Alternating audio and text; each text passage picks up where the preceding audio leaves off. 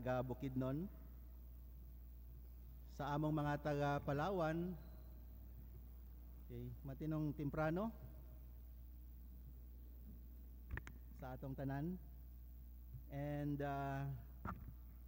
Pastor Ruel, thank you for giving me the opportunity to share God's Word this morning. And before I do that, I'd like to make a confession karong buntag sa atong tanan. Thank you. Kanang wala man akong asawa diri ba? So maayo. I hope na she's not watching. Pero nalimtan ko akong wedding ring ba? So ingon ko murag naay kulang karong buntag. Pagtan-aw na ako sa akong kamot, wala man day akong wedding ring. Oh. Pero dili ni tungod na gisangla ko ang wedding ring na in the early years of my marriage, of our marriage, usahay mawala ni siya kay gituyuan gyud ba mawala tungod sa kalisod sa panahon. Pero karon nalimtan ra gyud. So siguro sa excitement to be with you this morning, not only as a worshiper but also somebody who would bring God's word this morning. We are also thanking the Lord and praising Him for this church, for supporting us sa Bethel Baptist Hospital. Thank you sa inyong prayers, and even sa atong mga fellowship diri, sa atong pakig-uban sa mga buluhaton. And I believe nga ang atong tuyo parehas lang, no, ang pagsimba diha sa ato nga Ginoo and helping others to worship the Lord. Mahimo lamang na kung magpadayon kita sa atong paghatag sa pulong sa Ginoo ngadto sa uban. Karong buntag mga kaigsunan, naghuna-huna ako kung unsa man ang akong i-share nga message sa atong tanan. And for the last few weeks, I also tried to prepare something for this morning's message. Pero this topic, sige balik-balik sa akong huna-huna. And yesterday, ingon ko, mao tingali ang gusto sa Ginoo na i-share nako karong buntag. So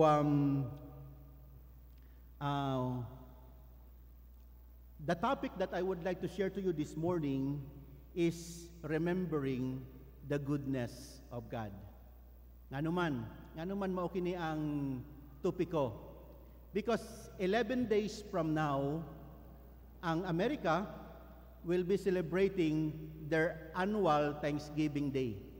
So, nagatuwa ko na when we celebrate our Thanksgiving, murag gikapi nato ni sa customary sa mga Amerikano. Tungod ang nagtukod man sa mga simbahan nato dinhi ang mga Amerikano man. So ang ilang mga customary, how they do their ministries, ilang gi-share dinhi kanato. So Thanksgiving Day para sa ila falls sa last Thursday of every November. And sa akong huna-huna, mas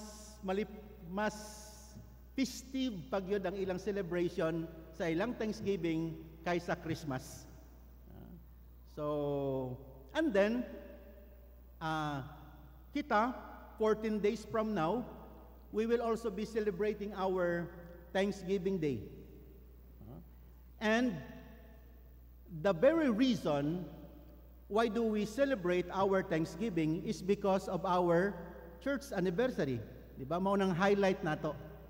And this year, daghan kayong mga, dili man siguro kalingawan, no? Kundi mga opportunities for us to praise God, pinaagi sa atong mga activities.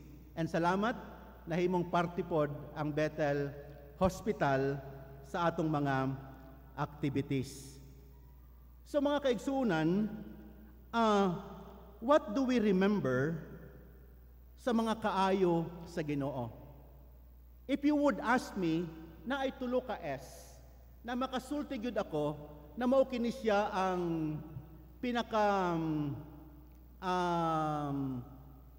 kining mga butang pinakalami na atong pasalamatan sa Ginoo. And dapat dili kini malimtan, not only sa panahon na we will celebrate our Thanksgiving Day as a church, but also sa atong adlaw-adlaw na pagkinabuhi. Kining tulo na S dapat dili nato malimtan. Una, the salvation of the Lord.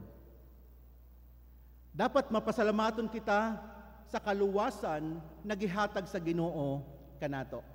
Kung atong hunaon lang mga kaigsunan, gi-share didto sa book of Jeremiah, nakita gikan lang sa miry clay. Oh? We came from nothingness. The Lord called us out of darkness into His marvelous light. Pasalamatan nato ang Ginoo sa kaluwasan na iyang gihatag kanato. Ikaduha, not only sa salvation but also the sanctification. Meaning God is separating us from sin.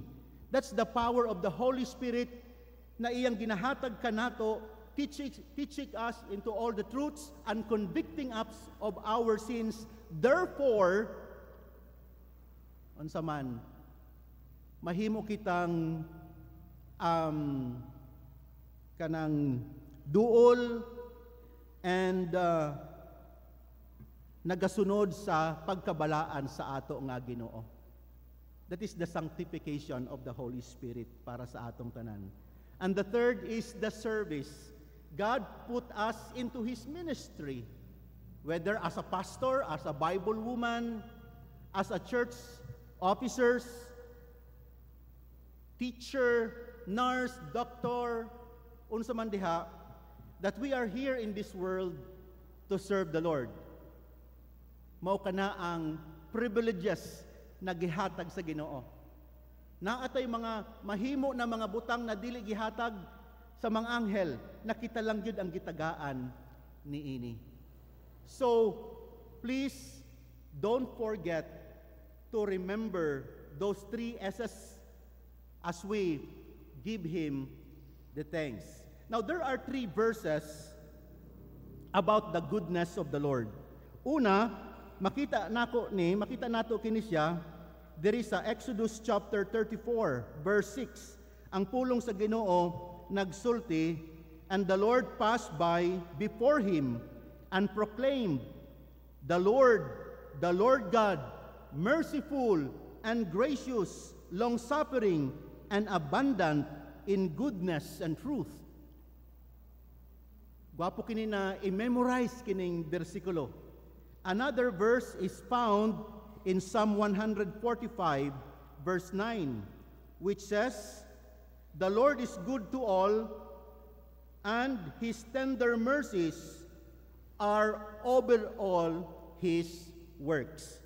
And who could not forget Nahum chapter 1 verse 7, the Lord is good, a stronghold in the day of trouble, and He knoweth them that trust in Him. So kung naghunahuna ka mo, unsa kaha akong maayong life verse. Kung wala pa, pili ka lang sa tulo.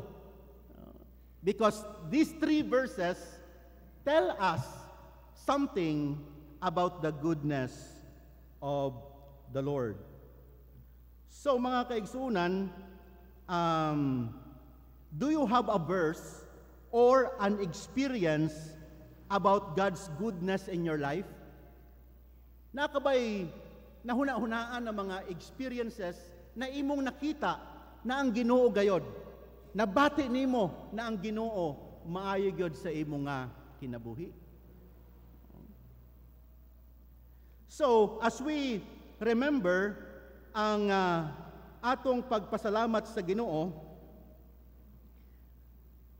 there should be one thing that we should do. Sa panahon na magpasalamat ta sa Ginoo, sa matag adlaw, or sa panahon sa atong annual Thanksgiving, okay, na ay gisulti diri si Asaph, diri sa Psalm 75 verse 1. Ingon diri, "Unto thee, O God, do we give thanks, and to thee do we give thanks, for that thy name is near, thy wondrous works declare." So this is a song, actually ang Psalms, song kini siya, mga alawiton kini siya, og si Asaph, probably he was a choir director, sama ni Sir Betbet. So naghimo siya og mga kanta, gikanta kini siya, ug ang iyang kanta is something about giving God thanks. So maayo ni na atong pagabuhaton. Apan mga kaigsuonan, there will be times na sometimes we don't feel to really give our best to give Him the thanks. Ngano man, gitawag na ako kini the enemies of giving thanks. First, when we doubt God. Moabot ang panahon na sulayan kita o ibutang sa atong hunahuna sa atong kontra na magduha-duha kita diha sa ato nga Ginoo. So in Psalm 100 verse sa last verse of that psalm, ato makita diha nakabutang, "And His truth endures to all generation." Ang pulong na truth diha is an Old English term for faithfulness. So kung isulat ang psalm sa atong panahon karon, instead na truth ang ibutang diha, ang ibutang diha is faithfulness. So the reading would be, God is always faithful. God's faithfulness endures to all generation. God was faithful then, is faithful now, and will be faithful because His faithfulness is unto all generation. Stop doubting God. Walaon nato na ang pagduha-duha. Sometimes, maka-experience kita sa mga kasakit. Okay lang unta kung mga trials kini. Pero usahay, mga kasakit na ihatag sa mga tawo kanato, especially ang atong mga duol pag sa atong kasing-kasing, dili nato madawat ba?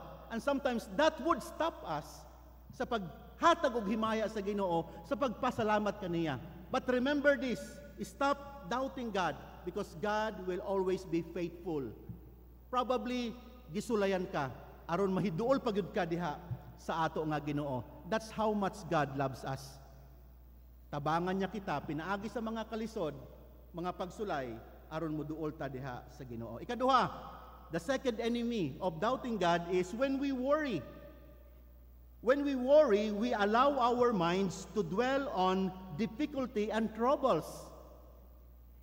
And ang makakatawa ta ani ba, na wala pa gani ang troubles, nag-worry na ta. Ingon dito sa Matthew, ingon dito, sufficient is the trouble for this day. Ayaw na dugangi. Mao na ang worrying na makasala gyud ta.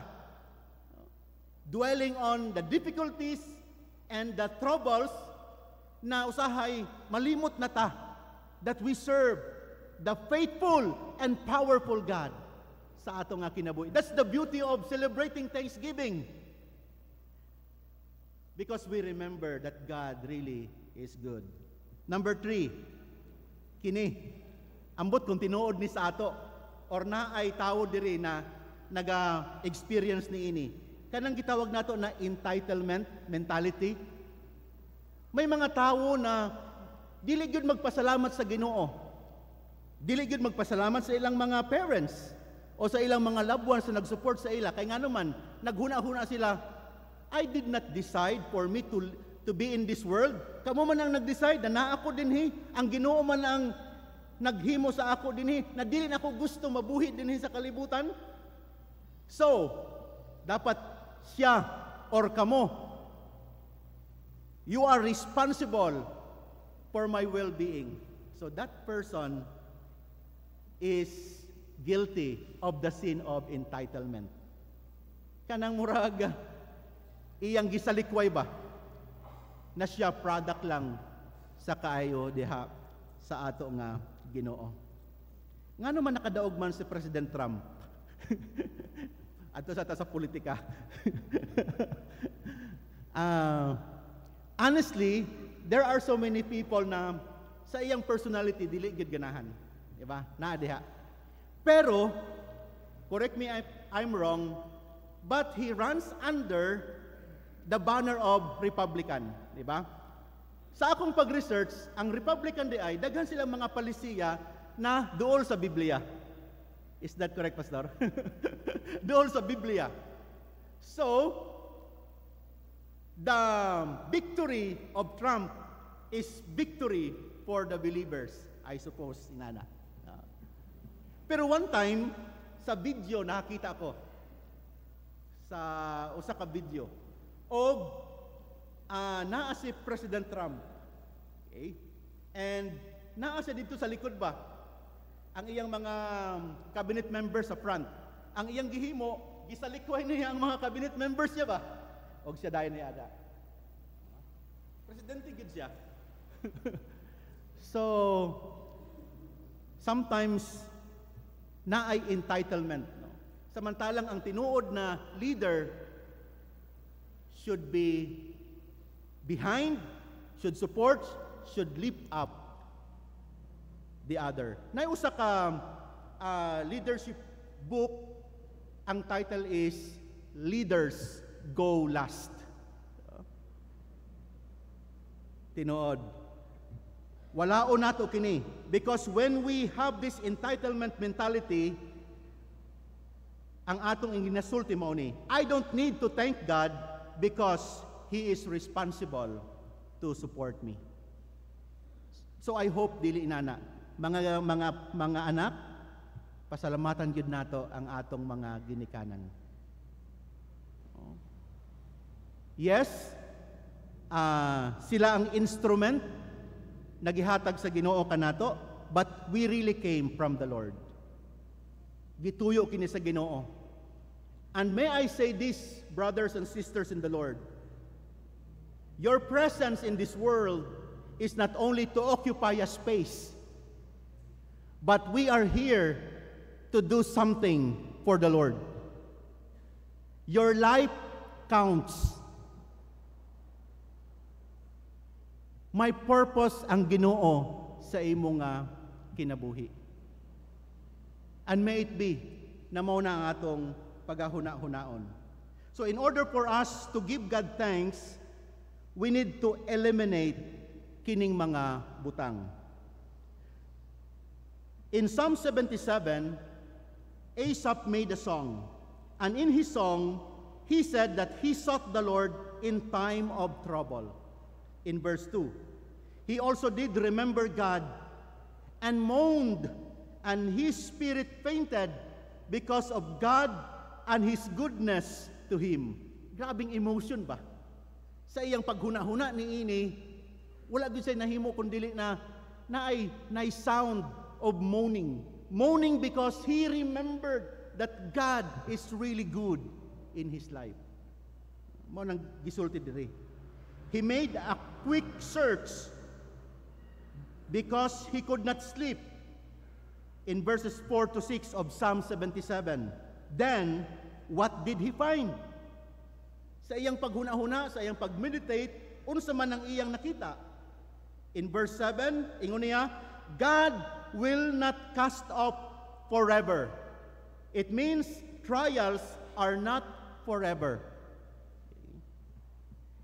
Ingon ni Sir Arabilo, trials, okay, mura siyang mga train.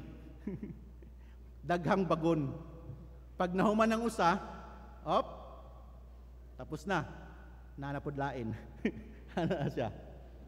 So, dili forever. Once it will accomplish the purpose of it, mawala na siya dayon. Then, number 2, verse 8, God will be merciful. Sa ubang translation, God is loving. Mao nang iyang gisulti diri sa iyang pag-search. Verse 8, God will fulfill His promises. Verse 9, God is gracious. God is faithful even in the midst of your difficult circumstances. He is with you. He has not and will not abandon you. Mao nang isa na akong nabasa. God is faithful even in the midst of your difficult circumstance. He is with you. He has not and will not abandon you. He will not deny Himself. Sometimes we deny Him, but He will never, ever deny Himself. So there are 3 benefits, and we will end this morning after sa pagtuon nato niini. There are 3 benefits of remembering God's goodness. Una, we realize the greatness of God. Verses 13 to 20. Psalm 77. Ingon diri, Thy way, O God, is in the sanctuary, who is so great, a God as our God. Thou art the God that doest wonders. Thou hast declared thy strength among the people. Thou hast with thine arm redeemed your people, the sons of Jacob and Joseph, Selah. So how did God redeem the sons of Jacob and Joseph? Ano sa atong ma-remember? Okay. Katong pagpalit nila o pagkaon dito sa Egypt, di ba? And pag-transfer nila sa Egypt, and they stayed for 400 years in Egypt before Moses led them out of that place. Nakita nato dito na mabungahon sila, daghang mga kabataan.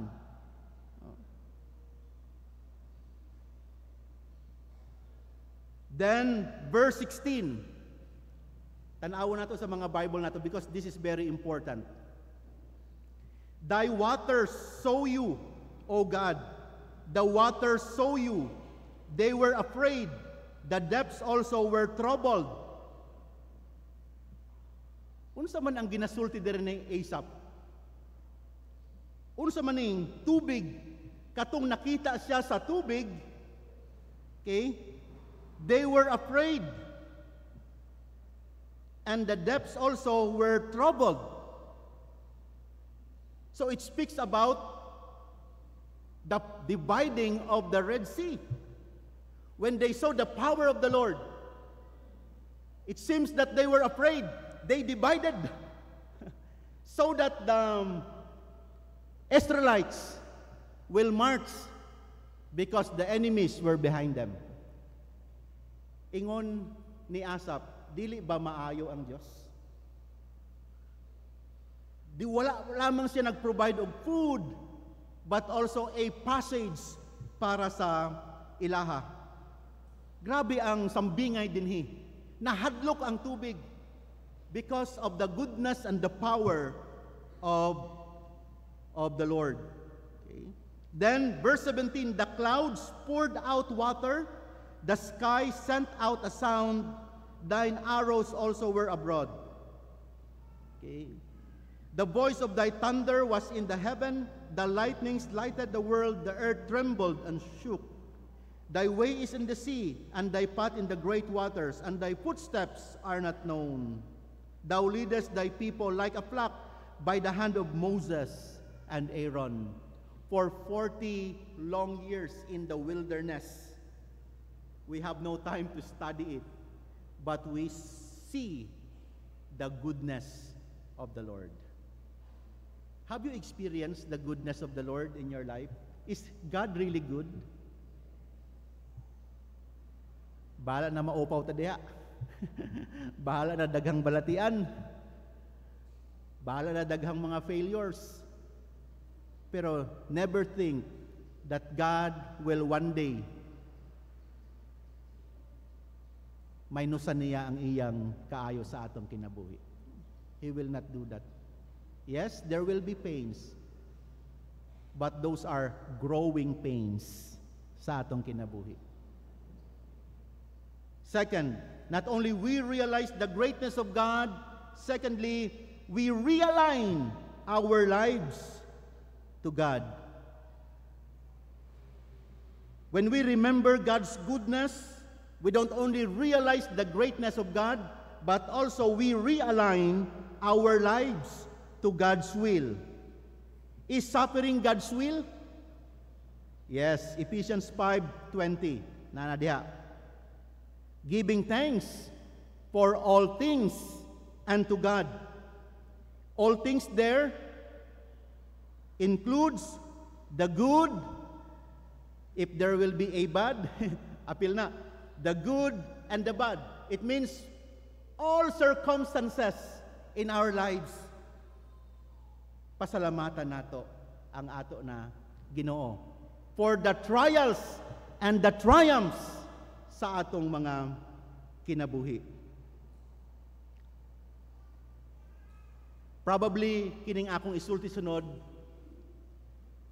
kuwala lang kini siya kanang review para sa atua.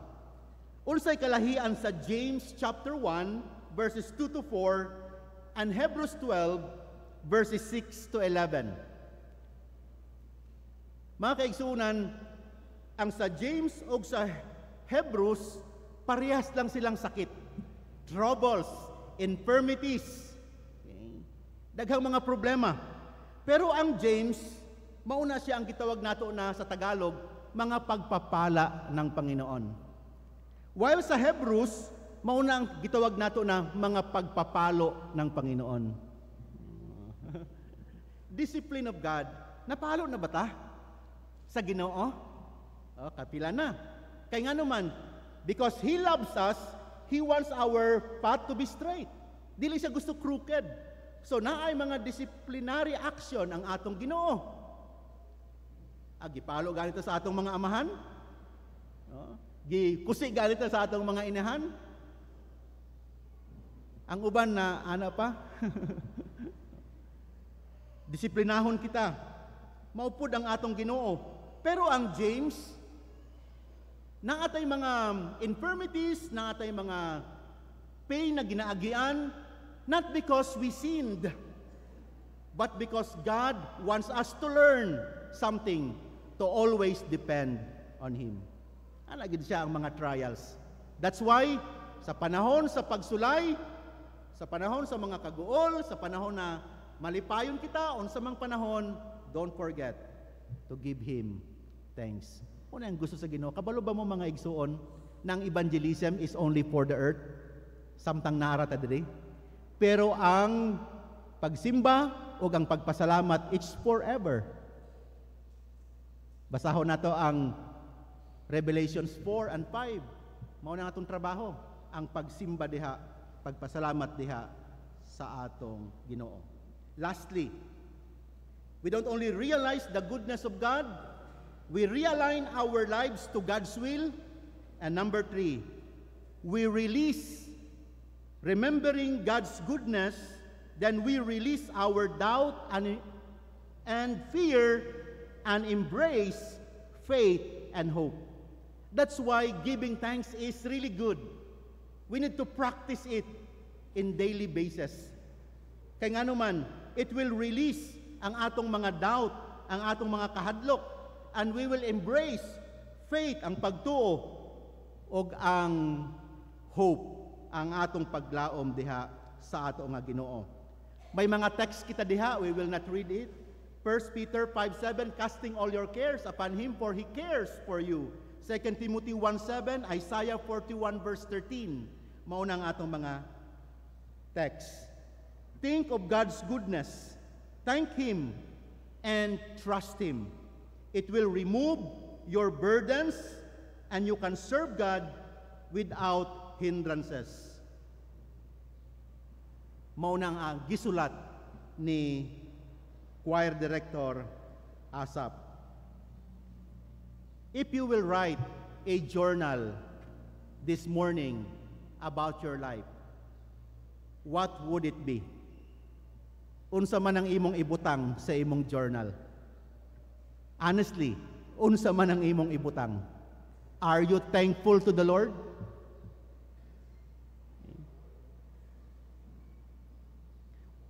What is the best, as we end karong buntag, what is the best time na kita magpasalamat yun diha sa Ginoo? Yung pinaka mahuna-hunaan nato ba na God will really be glorified magnanimously. Kanang big time na paghatag yun og pasalamat sa Ginoo. Kanus agyud kana siya.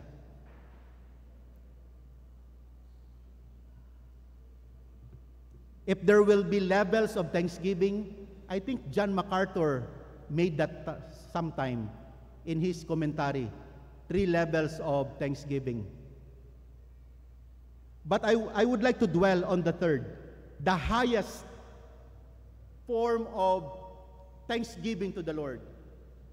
Sa panahon na magpasalamat ta sa Ginoo, sa panahon na walang-wala kita. O sa panahon na kita na ay mga kaguol sa atong kinabuhi. Example, Pastor, in the life of Job, di ba? In Job chapter 1, he lost everything except his faith in the Lord. Di ba? Even his wife told him, i-give up mo na ang imong integrity. Curse God and die. Probably sa iyang kaluoy.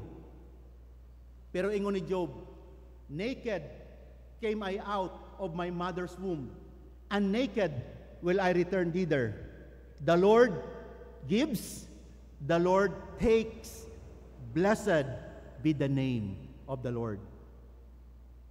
That would be, it will fall on the highest level of thanksgiving.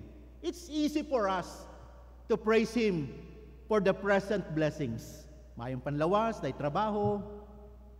Pero daw pag mawada ang trabaho, walay bugas dito sa na atong ilungag. We failed in so many things. Can we still praise the Lord? If you do,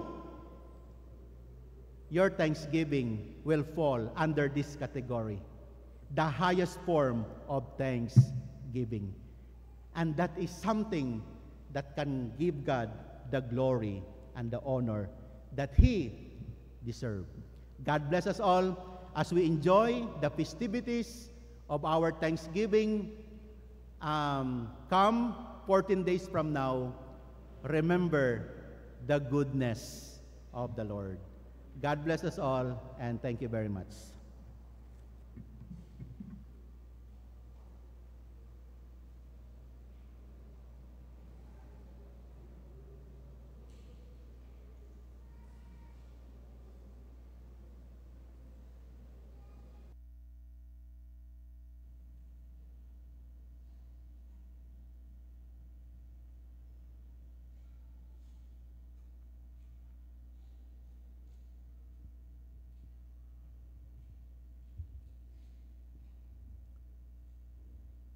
Magapot sa atong opiring. Salamat Ginoo sa imong gugma, salamat sa imong lagad nga magigamit sa pagpahinog nimo kanamo sa nadang butang sa pagpasalamato namo bisan Ginoo sa kawadon. Ang tanang butang imong giplano sa matag usa kanamo dili lamang sa pag-abunda aban bisan sa kapitos mao kini importante sa pagpasalamat sa Ginoo kay ikaw ang nagkontrol sa tanang butang. Nihigon sa buntagon sabda kung magpapasalamat sa mga butang imong gihatag kanamo sa pagpahinom